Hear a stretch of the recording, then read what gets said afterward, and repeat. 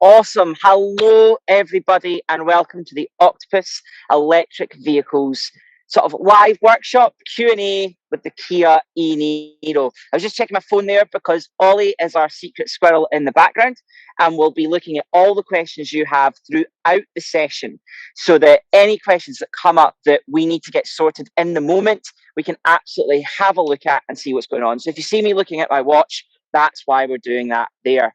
With me today, we have Cyril, who's brought the car over. Cyril, do you want to jump out? How are you doing? Lovely to see you. Nice. So Cyril, sorry?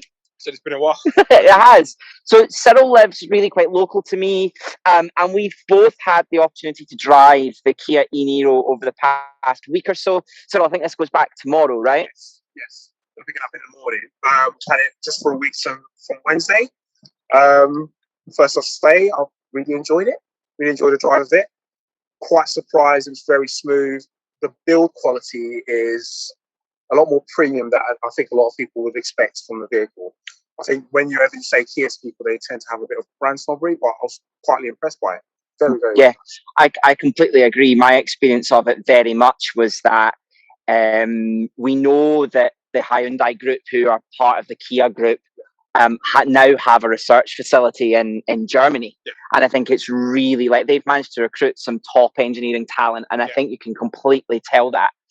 What we're going to do today is we're going to give you a brief look round the car. So we're going to stay on this camera for a little bit. There'll be a short interlude when we swap to the GoPro or the Handycam so that Cyril can take you through all the switches and gizmos on the inside. And we should be able to give you a look in the boot as well. Share this with your friends if you think they are interested in a Kia e-Niro. I think it's really interesting. This and the Hyundai Kona are basically underneath the same car, but we shouldn't really say that. Exactly. So just said bigger boot, smaller boot. We're going to talk through that. We'll show you where the charging is, how that works, and talk you through some of the key features of this car. As always at Octopus, the point here is to make sure that when you are thinking about moving to an electric car, you're making an informed decision, and it's clear, it's transparent, and you're making a move to be sustainable. I think it's really important for both Cyril and I to point out that actually getting an electric car can be really tricky, or it can seem really tricky if you don't have a helping hand. And that's what these videos are about. So if there are any sort of silly questions that you have, absolutely ask away, because really deep down, they're not silly because they're coming from a place of being informed. And I think one that we see a lot of is, can I charge in the rain? And actually, on the offset of that, that sounds like a really silly question. You think about it. Yeah, actually, it's a really good question to ask. And the other reason it's not silly is because engineers have actually sat down for a long time and come up with a plan of how that works. I think we should start with the overall look of the car, think about how big it is, have a quick look around there. Cyril, I wonder if you want to take us through that. I think the other thing for me is I'll talk a little bit about the driving experience that I had, because I took it a wee bit away. I took it to Bedford and back to drop my girlfriend off at work. So I got a good run out in it to experience that. But I don't know if you want to talk through sort of the initial outset, the styling, that kind of thing. The first thing to point out is Kia don't call this, classify it as an SUV. They call it an estate, which is what it is. It's an SUV estate. People might think, what's the difference? It's more profile, like a car would be, but it still has that higher rising feeling like you do with an SUV on there. I still look at it as an SUV because it's still on par to, when you look at for instance, the Mercedes EQC is a similar outline to this car as well. They classify that as an SUV. I think Kia have been quite smart with it in the way they're classified in the car to give you that family look and feel of a vehicle, which is predominantly what this car is trying to capture in the EV market. Is that family size, trying to take the kids round, pack a few things in the boot, and it fits all. And it's not too small, and it's not humongous, where it's like, this is the Model X. No disrespect, love the Model X, but it's a bit of a. But I think to call the Model X an SUV is a bit of a misunderstanding, actually, because when Elon and the team France designed it, they were actually looking at designing something that was supposed to be in between an SUV and a people carrier. Yeah. and to talk about, to make a cool people carrier. Yes. And to have a cool people carrier, it kind of needs to be an SUV, because there's not many cool people carriers out there on the market. I think you could arguably say that there are lots of really good people carriers out there, or really good minibuses, but they maybe don't look and feel the way that Tesla would make a car. And I think that's probably the project. Just for practicality, aren't they? Yeah. Rather than aesthetics on there. First thing I noticed when the car came was wheels on there. Traditionally, when you pick up an EV, there tends to be that whole thing of let's make the wheels really aerodynamic. They tend to look a little bit ugly. Let's be honest. Don't mention words there, Cyril.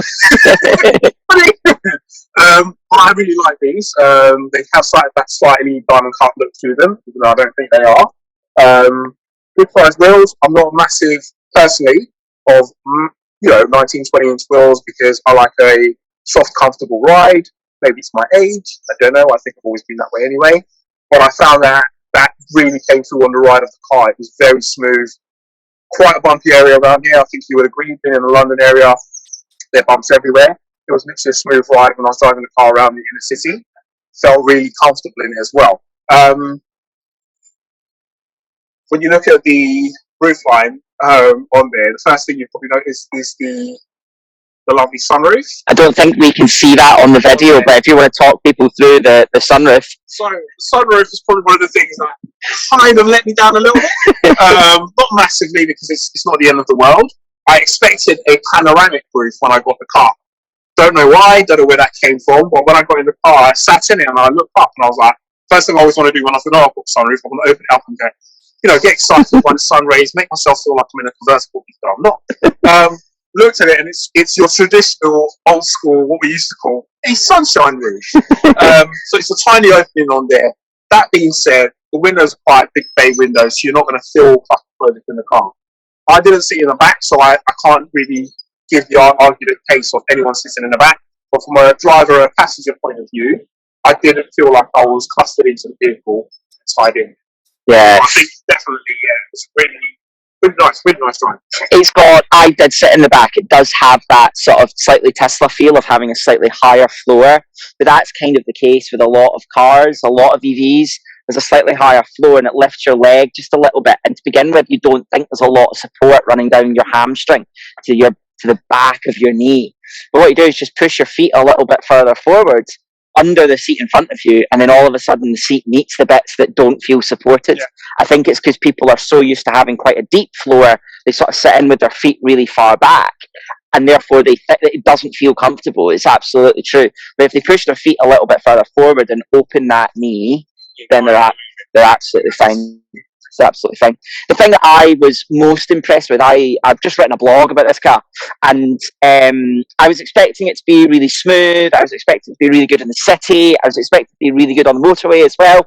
But we did some country roads, and I was really impressed with the predictability, how low the weight was. There was not much body roll, and there are other cars out there that have this kind of stature that do roll a lot, and it really didn't, especially on the smaller wheels with that bigger tyre profile. Cyril's absolutely right. You're going to get a nicer experience when you hit a pothole, but the car might roll a little bit more, and it really, really didn't. And I was really pleasantly surprised that I think on a small circuit, this would easily keep up with a lot of hot hatches, or slightly lukewarm hot hatches, because I know that the petrol car industry's got a bit focused on building the fastest hot hatch they can. But I think for somebody that's out there looking for an everyday runaround that does have a little bit of a petrol head deep down inside them, they'll be pleasantly surprised with what this actually offers as well, right? Yeah, I think from a design concept as well, it's not like other EVs like that. Built around it, it's built around the other vehicles, and it's just spots it around on there. So when you get on the interior side of it, it's still, if I don't like to say this, but I know what I mean by this, it still feels like a car. Sometimes when you get into certain EVs, like the one parked back there, people try to be too different, and sometimes it might be too alien for people when they get in the car. I found out when I got into this, naturally I knew where everything was. It wasn't like the car was trying to play a trick on my mind for me to get accustomed to it. So I found that concept of it really, really nice. And it's a big car, so you don't really need to play tricks on space and so forth in there because there is enough room in there, which we'll show you in a bit as well. Yeah. On the vehicle. Should we have a chat about range? Have a chat about some cool features that are on there? Just to see what we put on the range was. So for me, I got the car at 51%. Now I don't have the luxury of having a driveway to plug the car into charge. I live in the flats, so I had to take it to a BP station, use a pulse to charge the vehicle in there. I made the mistake which Charlie has told me numerous amount of times. Don't go below 20%. Driving it. I did, and then that start point of getting it to the charge was quite long. But what I did find is, until you get onto the regen side and master it properly on the car, because driving previously I had a BMW i3, and having the regen in that was more aggressive, I found myself taking my time to adapt to it. Once I did adapt to it, I found that the actual range was pleasantly, it's right for the size of the car. Yeah. I think sometimes people might compare it to your smaller EVs out there, which naturally are going to have a better range and going to give you a better regen, like the i3 did. But in this, because it's a heavier car, heavier weight on there, it did have a little bit lesser space. But I think that also depends on the battery size, right? And the smaller battery sizes, are going to be comparable to those city cars. But the big battery size, really, you're pushing 240 miles in it, I felt. And for the one thing that I did experience was that I didn't know whether it charged as fast as it could have. And I think for long distance, proper long distance, I'm talking London to Glasgow, I'm not sure if I'd want to do that without understanding where I could charge a little bit faster. However, for like going down to Brighton or going over to Norfolk, going up to Norwich or something like that, you do that journey. We can't do it just now, but that's something you'd want to test. And actually, I think those journeys would be more than capable. A family day out, car is more than capable. If you're taking it to the south of France, my argument is always, if you're looking at taking a car to the south of France, you're probably not wanting to look at a family car, right? You probably want something a little bit faster, a little bit more sporty, because the idea is to enjoy the driving rather than, unless you're camping. But if you're camping, I was going to say, depending on what you're doing, perfect again, because the size of boot and the shape of the car I think for me, it was that whole trick of what you said about don't let it, if you can, charge it beyond the 50%. Don't let it go beyond that because you get a quicker charge. I did notice that when I took it back in to charge it when the battery was more fuller, there was a quicker charge. When it was close to the 20%, it was just like, how long am I going to be here? Am I going to sit here forever? Am I going to get a ticket because I'm too long here? It was that thought process behind it. It is a little bit slower when you deplete the battery more, naturally with most EVs, but I would say it seemed a little bit more slower than most other EVs that I've been in that case. Don't get me wrong, what Charlie's saying, for what the car's built for in city driving, doing the like Norwich trips and so forth, there, perfectly fine. But anything longer than that, then you might have to rethink what you're looking for or needing the car to do, or rethink the car in essence in there. I really think it's the perfect family wagon, school run, off to work when we can, that kind of thing. Perfect. I checked my watch yesterday morning around about sort of school sort of run time, and the amount of particulates we're seeing come back is really scary. And actually, we've kind of seen what the world could be like if we all move to these kinds of cars. And I think it's really important to point that out. Before we have a quick look on the inside, Cyril, do you want to show people the charger, how that works? I'll grab the camera and just point that out to people. What I really like about this with a couple of these I've done, there's a trick to open them sometimes. It's at the right point as well. Thinking about, I think there's been some thought process. I don't know if it's just because that's where they are. Some thought process when you go to charging points.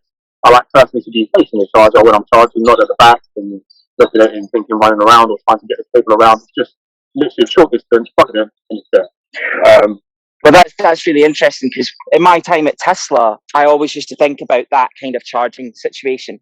And I always used to think that I never wanted a charger at the front of my car, because it was the place that it got muddy. It was the place that it got like the most amount of grime. And actually looking at I didn't want to touch it, but actually That's not happened with this, which is really quite incredible. What we'll do now is we're going to swap over to the GoPro. We'll swap over to GoPro. We'll give you a look in the boot. We'll give you a look in the back of the car. And then Cyril, if you want to talk people through how the car actually works with the switch gear, that'd be amazing. Yeah, should we go ahead and do that? Do you want to wander on round, and I will get this all disconnected? So, like I was saying, so this is your gear control right here. You've got the first 55, simple. I'll just check front seats, and you've got the wheel section down as well, which will allow you during summertime, as we all experienced, if you had leather, it can be a bit sticky in the vehicle. You've got your release hold for the parking, your handbrake as well, and then you've got a drive mode control here as well. Might get a little bit later on to talk about the drive mode on the vehicle, which I found quite interesting on the car as well. Your normal controls as well for your climate control. It's not, you can use it on there, but it's all integrated in here. For anyone who's a little bit traditional and old school like me, I quite like that. Being able to manually adjust stuff myself and being have the control of it. Quite nice as well. You've got your 12-volt socket in here. You've got 2 charging points. They've got a charging plate in here for your phone as well on there. If you're like me and you're Android friendly, has Android Auto and Apple Pay as well for everyone on there. It's got a keyless drive or keyless start on there, and you've got your start button briefly on the side here. You know, if you miss the seat moving forward as well, so my adjustment point, which I really like. I know little cheesy things like that got me excited. So on here, this is like a personal thing for everyone. I didn't really enjoy these buttons, but I got used to them quite quickly. So they look like they're going to fall apart in your hand, and then when you actually use them, they're like, no, they're not. That's the first thing I noticed. I was like, I don't know how long that will last with me, because I can be quite heavy-handed. Don't tell my partner that with stuff. But naturally, I thought after a while, like I said, you can see that. And this is what I was talking about, the build quality. This is going to sound a little bit finicky, but little bits like when you touch the plastic on the vehicle. This is going to sound weird, but coming from a Volvo background, when I worked with them, they taught us that when you get into a car, the touch and feel of the plastic on the indicators lets you know, naturally, am I in a, want for a better word, a cheaper car or an expensive car? And they've worked on actually having a good feel on it. So when you touch the plastic on the indicator when you drive it feels more like you're in a premium brand, not like when you get in certain cars, you touch the plastic, you know that they've busted on that, and it gets on the feel on the vehicle. They've got this nice dash black chrome on here as well on the car, which at first I loved. Then halfway through I started seeing I could see fingerprints on there. If you're someone who's really anal about stuff like that, take a nice chrome white with you, just give it a dash on the right there. The screen is a really nice display. Good viewpoints, I personally think. You have your standard navigation by the manufacturer. You've got your radio display. You've got your battery range board to tell you how to adjust your range. You can even go into more detail with it and actually adjust the settings on there. So when you start the car, you can have it on a preset of, in essence, how much regen level you have on there as well, depending on if you want a normal or if you want a sport. You can probably tell by my driving, Charlie will tell you, I drove on eco the whole time. I didn't even go into sport ones. That's how boring my driving style is. I just wanted to see how much range I could get up. So boot-wise, I'll be honest, I'm the person looking at this car for myself. So I was quite excited to get one to drive, so I can actually really experience it myself. What I always say to customers, when you're looking at a car, if it's a lifestyle change, try and see if you can get the car for a few days to get the full experience of it, which luckily we did on here. So, as you would expect, there's storage underneath here for you to put your charging cables, and if you want to do some bits in here, you can actually take this and tuck it underneath there. So normally sometimes when you have your load covers, when you take them off, there is nowhere to put them. It's actually designed it so you can actually flip it around and tuck it underneath there so it stays stored away, and you can put the flat over it as well. I did my weekly shopping list. I managed to get things like 5 full bags and still have space for little bits in here. So it might not look like a cavernous boot, but just to give you an example, this is the same size of a Qashqai. It's a bigger size than a Golf in the boot as well, so you're not going to struggle for boot space as well when you're thinking about what you get in the back seats as well. that's how I found the usage of it as well on there. You can put the seat down as well. Yeah. Put the seat down. Just a quick note, be careful with the seat belts so it doesn't dig into the leather. But you can see now how much space you get in there as well. So if you do need that, you can obviously drop the other seat down and use that practicality as well in the vehicle. And I think so. I put the seats down. I didn't put my bike in there, but I think my push bike easily would have got in there with the front wheel off, potentially with the front wheel on. But with the front wheel off, I could have got a couple of bikes in there. I would have been really quite comfortable and happy with that, I think. Anything else you want to chat us through the back to? Should we let people see inside? So if we keep the door open, maybe we'll actually put the GoPro inside and let people have a quick look. So this is what we were meaning. So you'll see that central, what would traditionally be the transmission tunnel there, is a little bit shallower. It's not that the transmission tunnel is not as high as it should be. It's that the floor is a little bit higher because the battery's underneath. And what you should be able to do is, if I quickly take you into the front, you should see that actually those front seats, they've carved out a little bit of a well there to let your heels just sit a little bit lower for a better drive. What's really interesting about that, I think, is that that's a bit of a Porsche thing. Porsche developed that on the Taycan, and Porsche have a heavy investment in a company called Rimac, which do a lot of electric vehicle sort of technology, and the other company that have a big investment in them are Hyundai and Kia. So I think it's an interesting thing that we see similar tech appearing on a lot of the cars. I'm just going to pop you inside here so that you can see the interior and see what Cyril was talking about. Then the other thing we were talking about, which you possibly didn't hear, was the paddles on the back of the steering wheel, which are just here as well. Therefore, the regenerative braking on the car. Now, if you don't know what regenerative braking is, it's a big, scary word that I think makes a lot of people think that there's something magical happening. It's not really anything that technical. What the car is doing is it's taking the energy that has been used to accelerate the car up to a speed and turning it back into energy that it can use in its battery. So it's a little bit like, I don't know how we would say it, but it's a little bit like a dynamo on a hamster wheel or something like that. Right, Cyril? It's I think the best way of looking at it is once you experience it, a lot of people call it your one pedal driving. I would personally wouldn't drive that way with the paddle shift. So what it allows you to do is, if you hold the left paddle, you can actually use that to brake if you wanted to. So you can use that the left paddles actually hold it for more than 0.5 seconds to take it up to 3. It will actually allow you to use that to slow the car down and brake as well, and just use the accelerator pedal. What you've actually got as well on the right hand side, if you hold that down for more than 1 second, that will allow it to shift into what they call auto regenerators.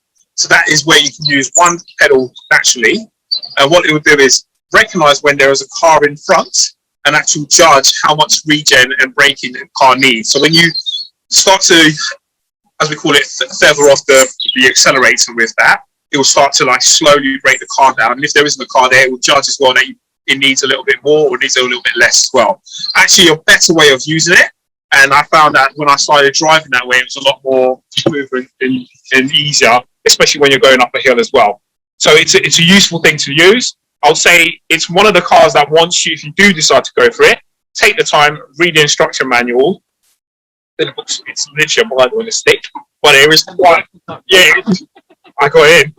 That's what I was doing basically when I was sitting there and charging up the car. But it's actually quite useful. It looks at the concept of driving with EVs and how you should use the car and teaches you how to use the car correctly. So what you don't find is you start to slam on your brakes like you would normally do on your combustion car. So it's a good way of guiding itself in that way on there. It's worth a read, I'll definitely say. One of most of the instruction manuals I've read. But what I'm saying is, if you sit in a car, I would advise trying the paddle shifts as well and getting accustomed to that with the one foot driving as well. Take your time to set your presets on the vehicle as well as you normally would do. The one trick is look in the modes on the vehicle, the drive modes. You can actually, like I said before, set individual regeneration mode levels you want.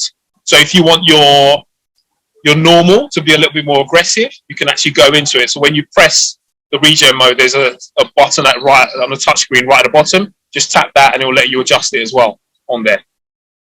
Amazing, amazing. I think it's really important to point out with that regen is that really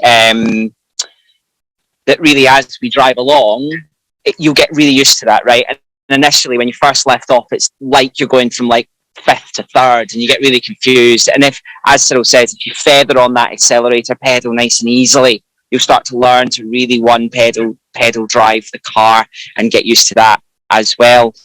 I'm just double checking with Ollie to see if there's any questions, but I don't think there is anything there. One thing that we could do with this car, because you can see everything, do you want to pop the bonnet? Do you want to move the car back a little bit, pop the bonnet, and we can have a look inside and have a chat around that? What we can see here is the charging. So all the charging cables sit in here from the charger, which is at the front there, which Cyril showed us. And all of that runs in here. You've got some coolant, which you do not touch. There's a nice little logo on the top to show you that it's only a man with a hard hat and a spanner that can open that. You've got your brake fluid there as well. Again, you're not going to touch that. That's all sorted.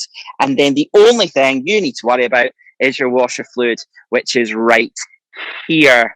The rest of the car actually is really simple. So you can see there's a big battery there. That's not the battery that you use to drive the car. That sits underneath, but that's just for turning everything on. The Niro is quite interesting because the Niro as a body shape comes as a plug-in hybrid, a mild hybrid, a plug-in hybrid, and a full EV as well. So you can see there's a lot of space here where normally Kia would put an engine. Not even normally, we should stop using the word normally, but in other situations they would put an engine in there.